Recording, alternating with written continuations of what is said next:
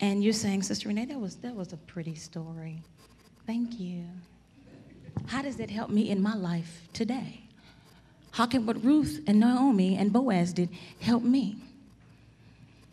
Well, if you look a little closer, you will find that a wound is a laceration or a cut. And when you have been spiritually hurt, or somebody's hurt you in the church, honey, sometimes there is no pain worse than that. If you've never been hurt in the church, just keep living. But there's always a ram in the bush. There's always a but God. Let me ask you this. Have you ever had a situation where you thought you wasn't going to make it out of? Huh? Look at your neighbor and say, but I'm still here. Because of a hovering word. That hovering word was what God created you to be, not what you're going through. That hovering word is what I have for you in the future, but you got to walk through this thing. He don't want no weak back, jelly back saints. You can't go through nothing. You can't fight yourself out of a wet paper bag. And we just want God to give us everything. Oh, give it to me, Lord. It would be so easy. But God said, in your woundedness, you're broken and you're not complete. But I'm here to make you whole on today. There's some healing in the house for somebody on today. When you're wounded, there's nothing like being hurt.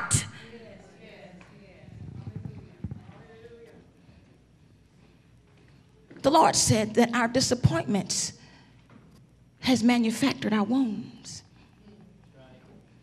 Because we've asked for some things and we've said, Lord, and we've prayed and we fasted and we cried and we didn't get them. And subconsciously, you didn't even know some things was going on the inside of you. Your trust was being messed up in God right there. And so the Lord said we have been taking fear as our God. I said fear.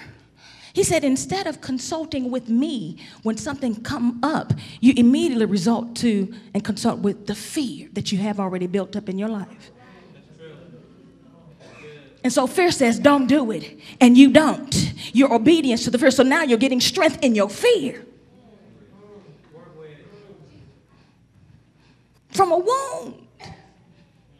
You were asking for something maybe you weren't even mature enough to deal with yet. And God didn't give it to you. And your faith died a little more in him. And then you ask something else and you didn't get it and it dies a little more each time. And to the next thing you know, you've built up so many walls and issues that when it comes out, you're surprised that now you have a monster on your hand.